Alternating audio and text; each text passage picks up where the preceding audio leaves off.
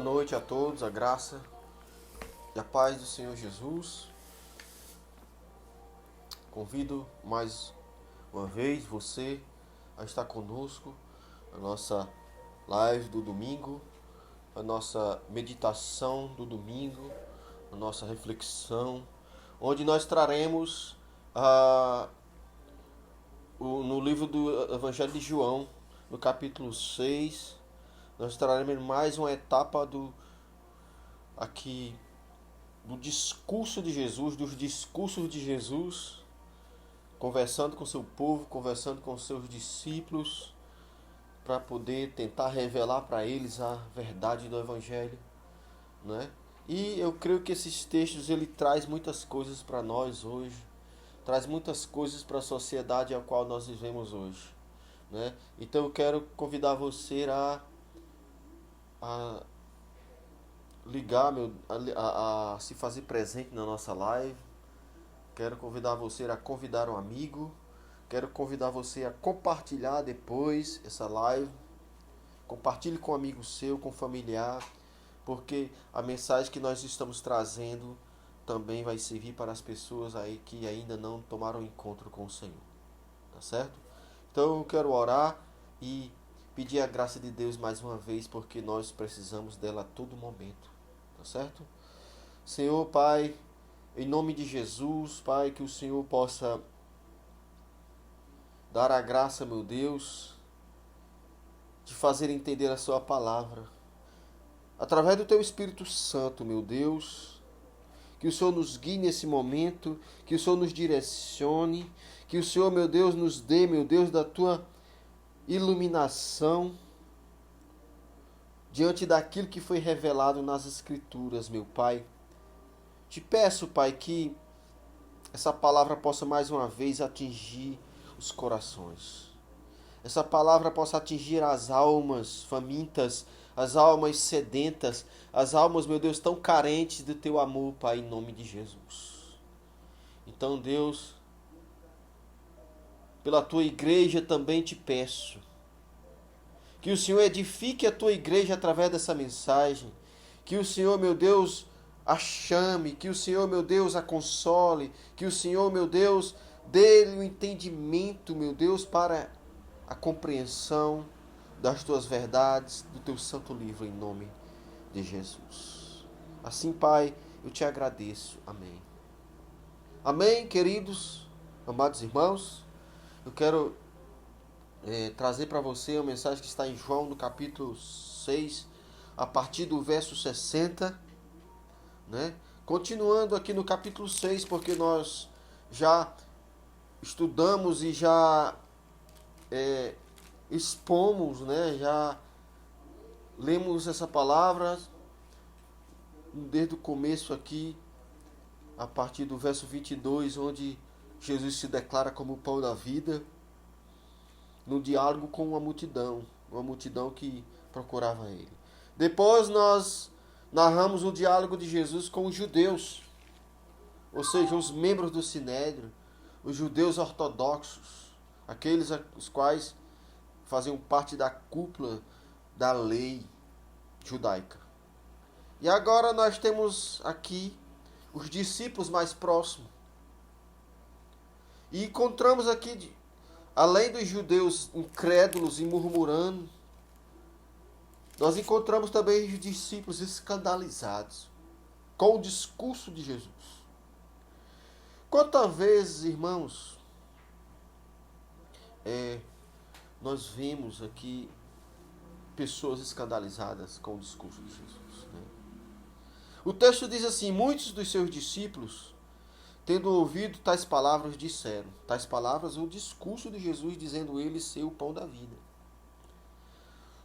E eles disseram: duro é este discurso, quem o pode ouvir?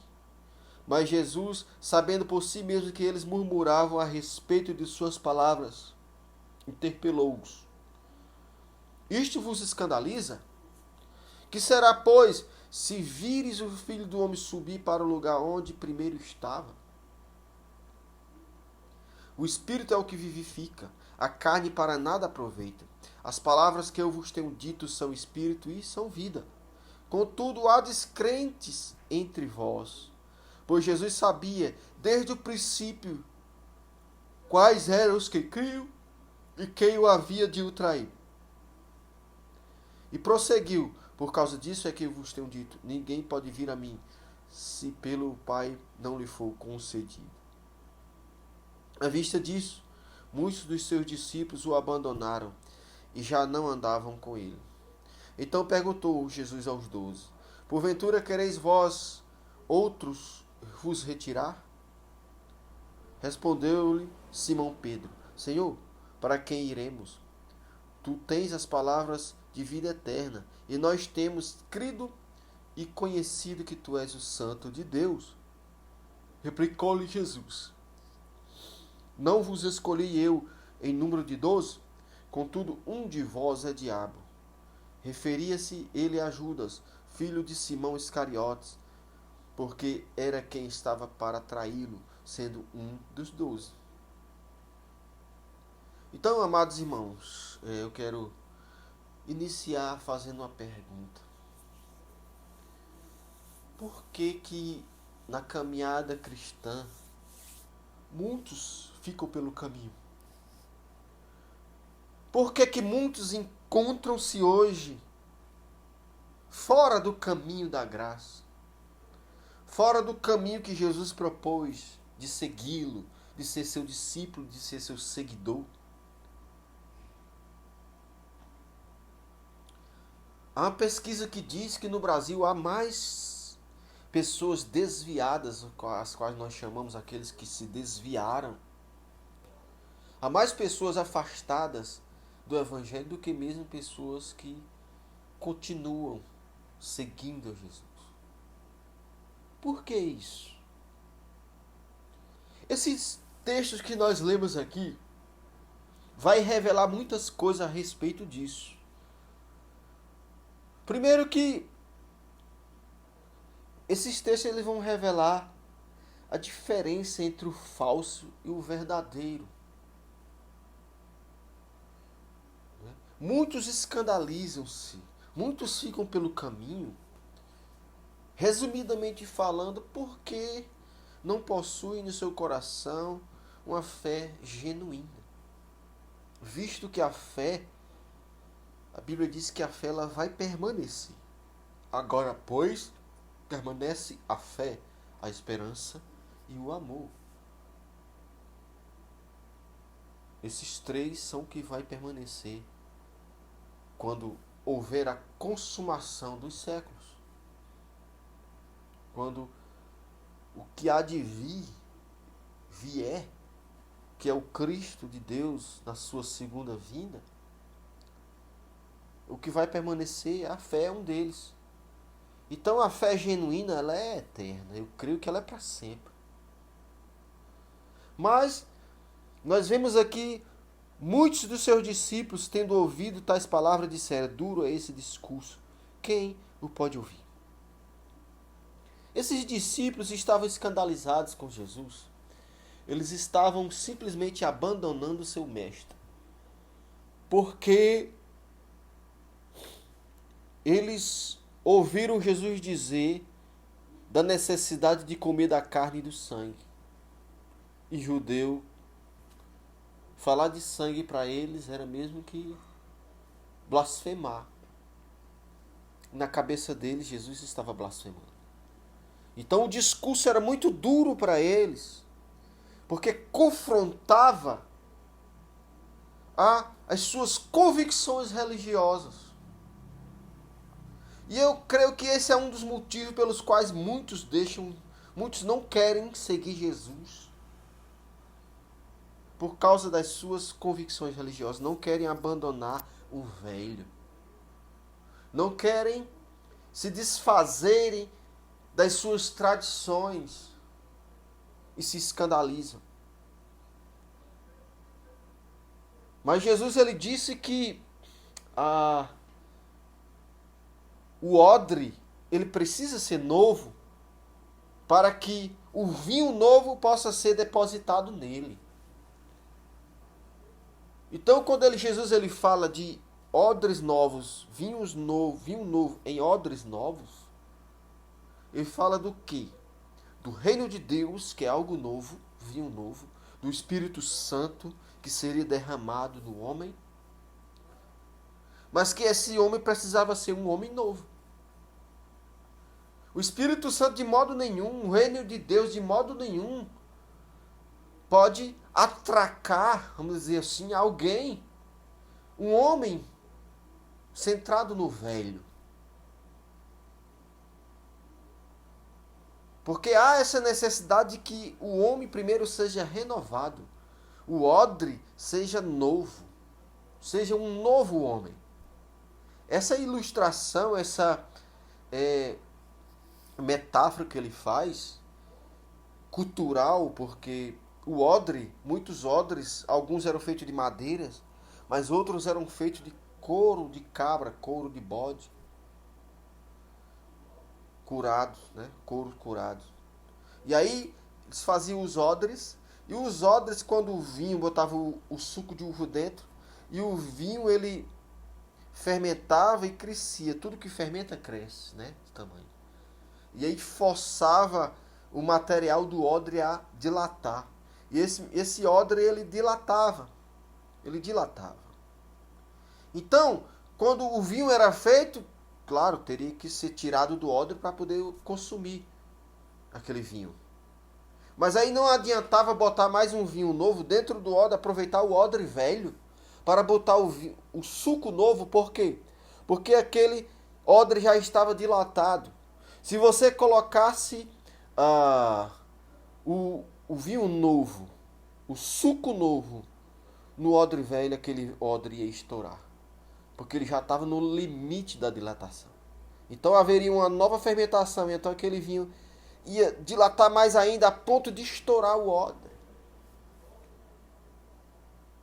Odre velho não suporta vinho novo. E o que Jesus está propondo aqui é algo novo para esses judeus, para esses seus discípulos. Porque o Evangelho traz tudo novo. Eis que faço novas todas as coisas. Inclusive o nosso ser, lógico. Inclusive as nossas ideias, lógico. As nossas ideias têm que morrer. O nosso velho tem que morrer para que o reino possa prevalecer na nossa vida.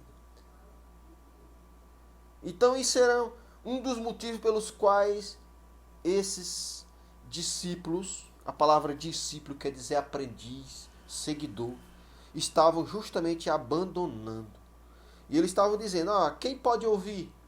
Ninguém vai querer ouvir um discurso desse, ninguém vai querer seguir um mestre desse que fala blasfêmias. Nós vamos tomar o caminho de volta. E aí, esses discípulos tomaram o caminho de volta. E Jesus diz, mas Jesus, sabendo por si mesmo que eles murmuravam a respeito de suas palavras, interpelou: isso vos escandaliza?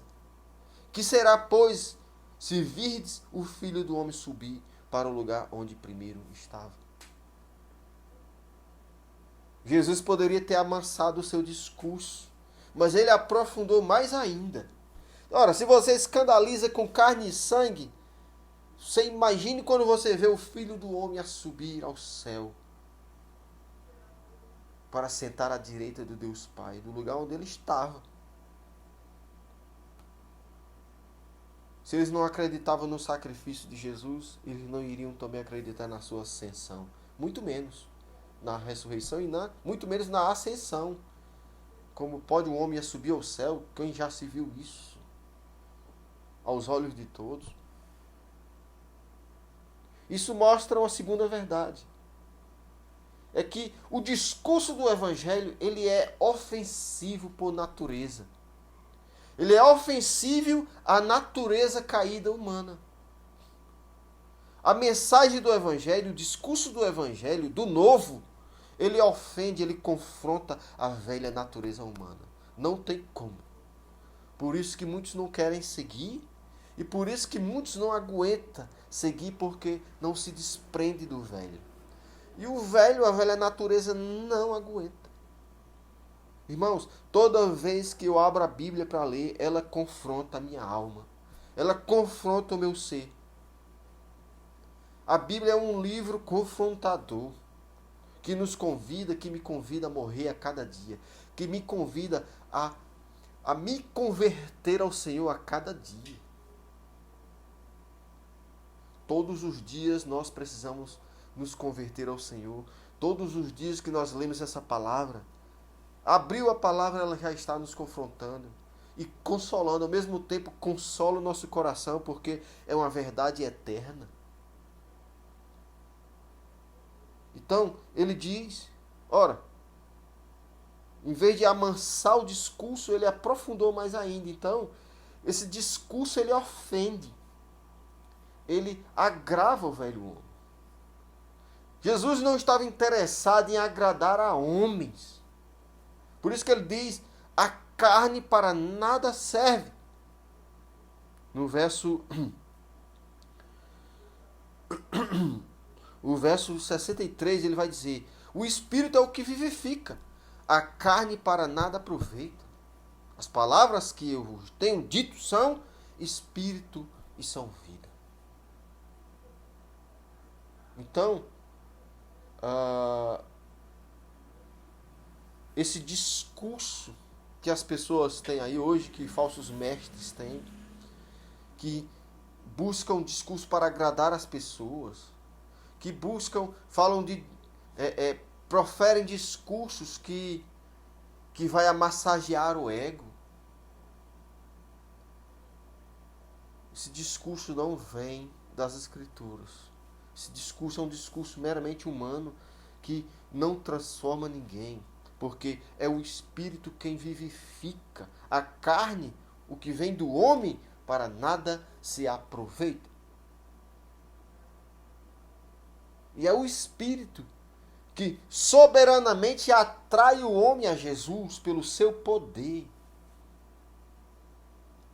Porque as palavras dele são Espírito e são vida. E aí há uma terceira verdade aqui ao longo do texto. No verso 64, o texto vai dizer o seguinte, que Jesus ele conhece os verdadeiros e os falsos.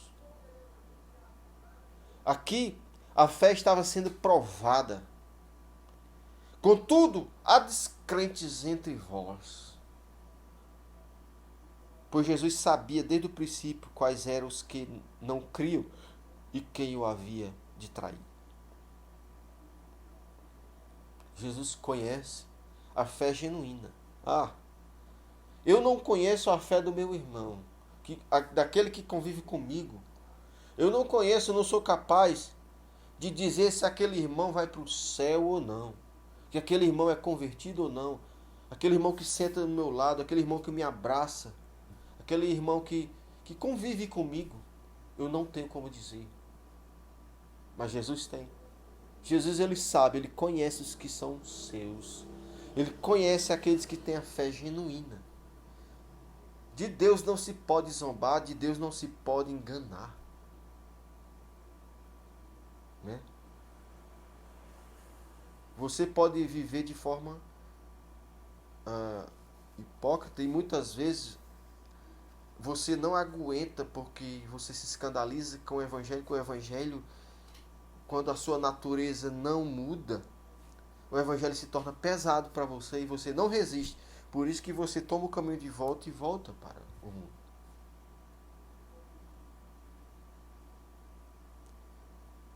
Uma quarta verdade que nós podemos ver no verso 67 é que Jesus ele não está interessado em popularidade, mas em sinceridade. Pessoas falsas, a fé falsa, Jesus, ele não estava interessado em trazer uma multidão para segui-lo, para ser popular. Porque Jesus ele não era essa mente politizada que nós vemos hoje. O político ele atrai pessoas para si. O político ele busca reconhecimento. Mas Jesus ele não tinha essa intenção. Porque ele não era um líder político.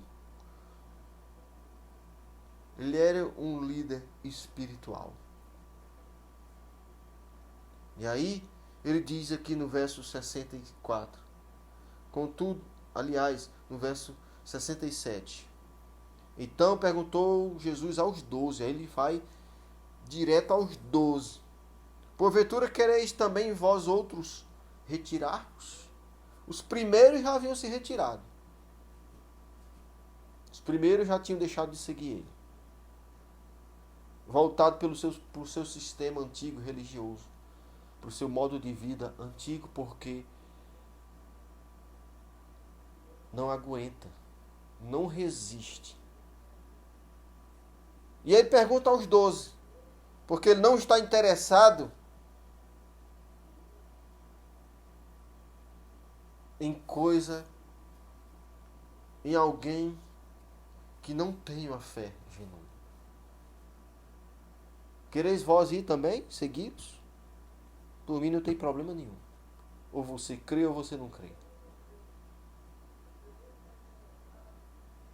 Isso há uma outra verdade. No verso 68, respondeu-lhe Simão Pedro: Senhor, para quem iremos? Tu tens as palavras de vida eterna e nós temos crido e conhecido que tu és o Santo de Deus. Essa declaração de Pedro é muito importante porque isso mostra que ele é o único a quem devemos segui-lo. Isso mostra que Pedro, apesar a despeito de suas falhas, porque todo homem tem falha, mas Pedro tinha uma convicção profunda de quem era o Senhor. Isso é muito importante para a sua vida. Isso é essencial, essa convicção que você precisa ter de quem é Jesus realmente. Para que você não se escandalize.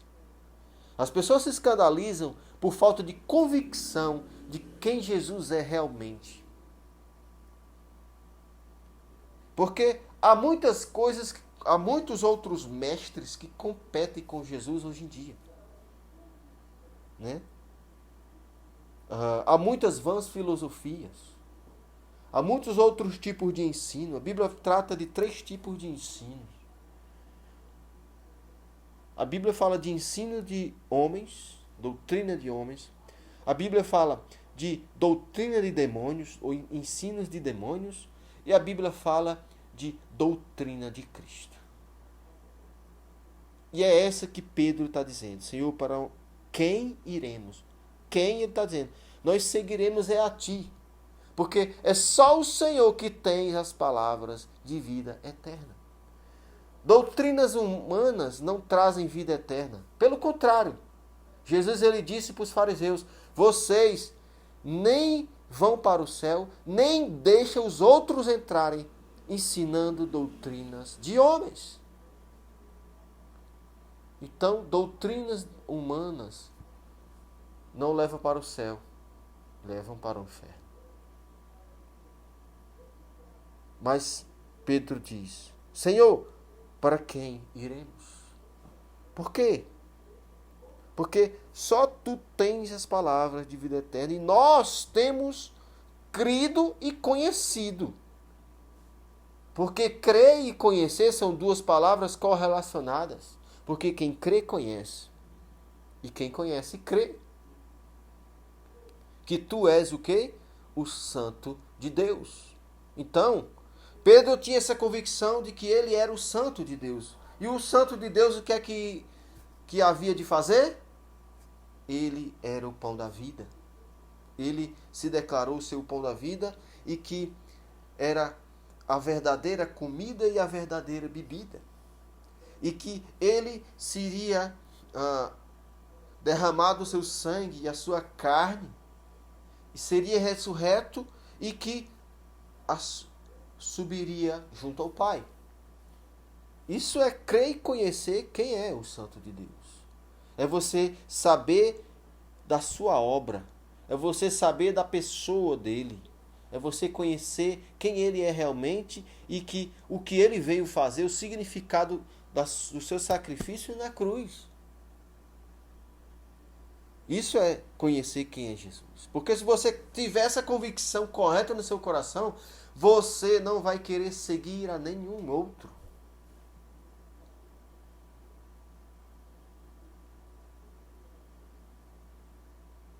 Né? E aí Jesus ele continua mostrando aqui uma outra verdade, que é possível conviver no meio dos cristãos e não ser convertido. É o caso de Judas. Porque Jesus diz, replicou-lhe Jesus, não vos escolhi eu em número de 12? Contudo, um de vós é diabo. Referia-se ele a Judas, filho de Simão Iscariotes, porque era quem estava para traí-lo, sendo um dos 12. Existia gente ali no meio convivendo que não era convertido. Jesus sabia disso. E ele disse isso porque para que eles compreendessem quem ele era o Messias. Que ele era o Messias, que previa as coisas, que sabia que era onisciente, que tinha também na sua natureza a onisciência, os atributos divinos. Os atributos incomunicáveis da onisciência. De saber todas as coisas. Mas o fato é que há 3 tipos de pessoas. Primeiro, aqueles que não aguentam e que logo se escandalizam. Aqueles que não aceitam o discurso, não suportam a sã doutrina, tem coceira nos ouvidos. Tem coceira nos ouvidos que não suporta a sua natureza, não suporta aquilo que é santo, a sã doutrina. E logo se escandalizam, pelo menos são sinceros e vão embora.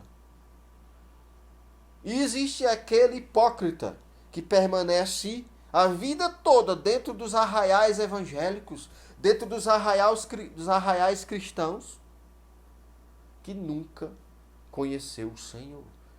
E que nunca o Senhor o conheceu. Que talvez passa até por experiências, porque Jesus ele vai dizer o seguinte, aí em Mateus capítulo 7, ele cita que naquele dia muitos me dirão, Senhor, Senhor, em meu nome nós expelimos demônios, nós curamos enfermos, nós falamos novas línguas, enfim.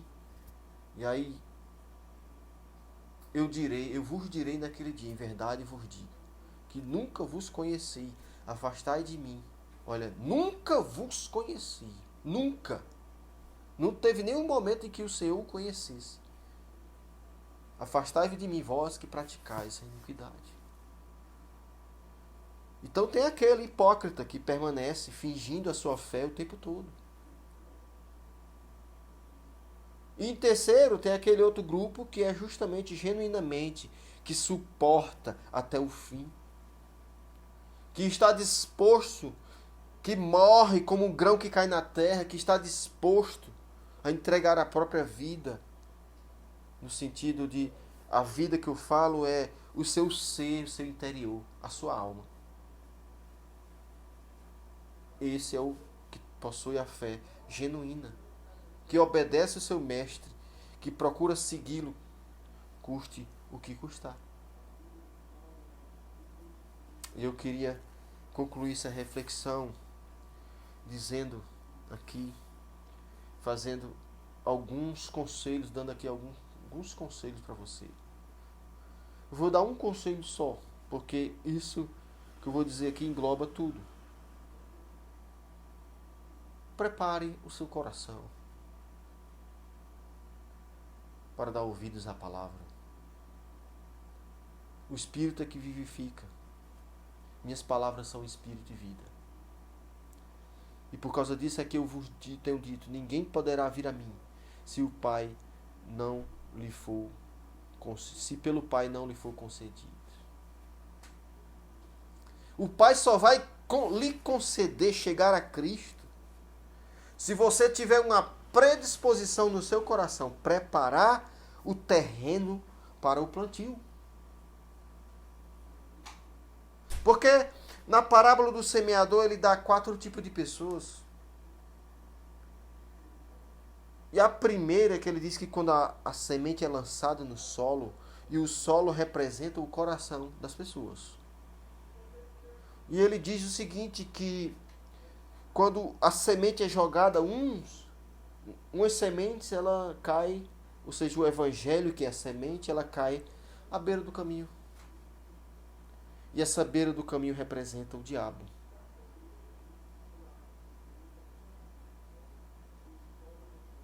Como é que está o seu coração? Porque você dá vazão à carne. Você não resiste ao diabo.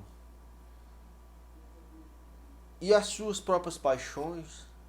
Quando você alimenta as suas próprias paixões, você dá vazão para o diabo, que rouba a semente. Porque essa semente não criou raiz e logo se escandaliza. Não cria raiz em si mesmo. Não tem convicção. Será que você está assim? Sem convicção? Será que o seu problema em seguir a Jesus, em continuar seguindo, você aí que seguiu Jesus um certo tempo e que talvez você, por algum motivo, seja qual for, você deixou de segui-lo. Será que o seu problema é esse? Você deu vazão para o inimigo? Você deu brecha porque a Bíblia diz que nós damos brecha. Existem brechas que nós damos. Você tem dado brecha para o inimigo agir, arrancar essa palavra que está a ser lançada e aí impede de você crer? Que a Bíblia diz que o diabo, a função dele é impedir que a pessoa tenha fé, creia em Cristo. E aí ele tira essa semente. E ele dá diversas propostas. Uma delas são as nossas paixões. O que é que ele fez com Jesus? Ofereceu o pão quando ele estava com fome. E pão é uma paixão natural que a gente tem a necessidade de comer. Não é? Depois ele ofereceu poder.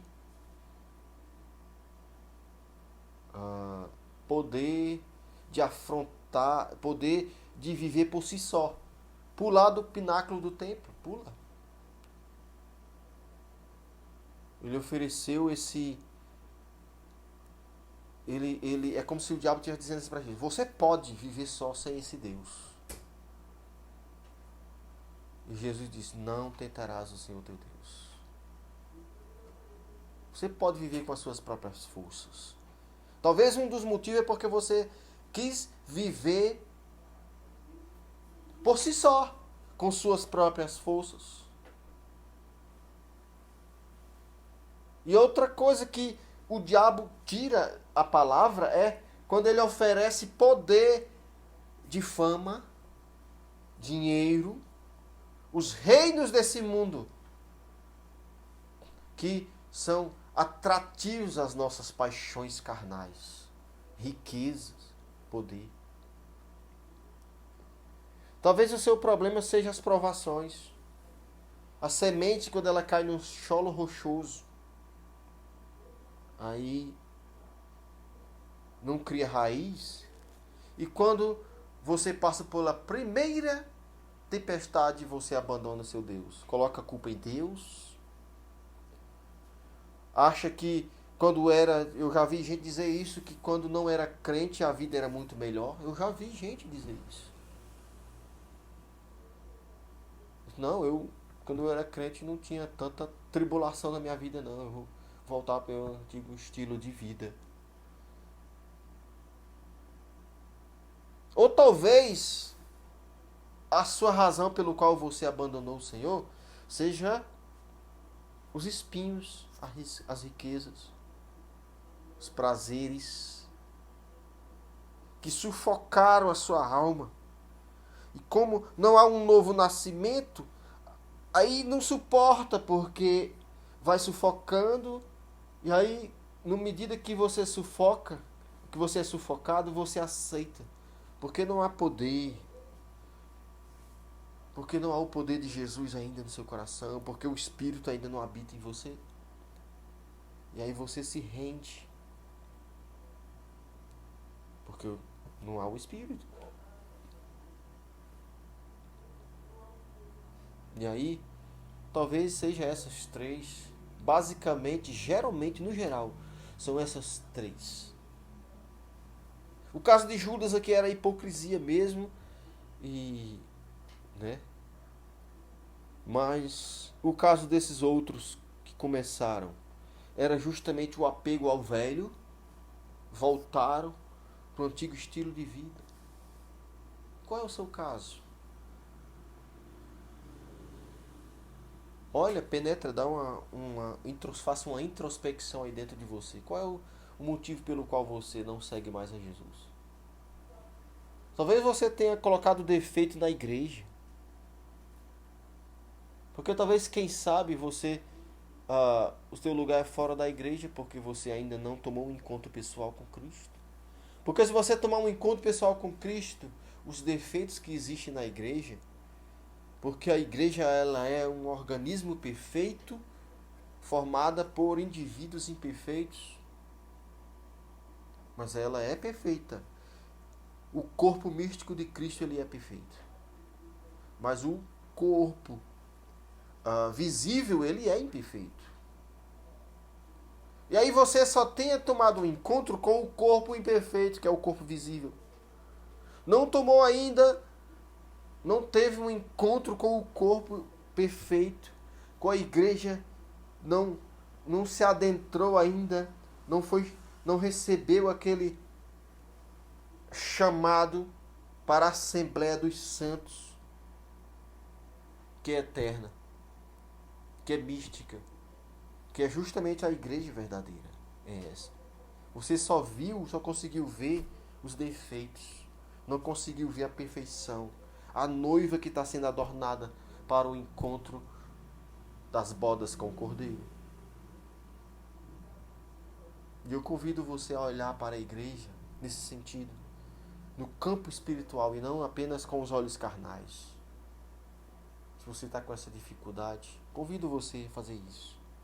Eu queria encerrar citando João capítulo 8, verso 31, que diz o seguinte: disse aos judeus que creram: se vós permanecerdes nas minhas palavras, na minha palavra, sois verdadeiramente meus discípulos, e conhecereis a verdade, e a verdade vos libertará.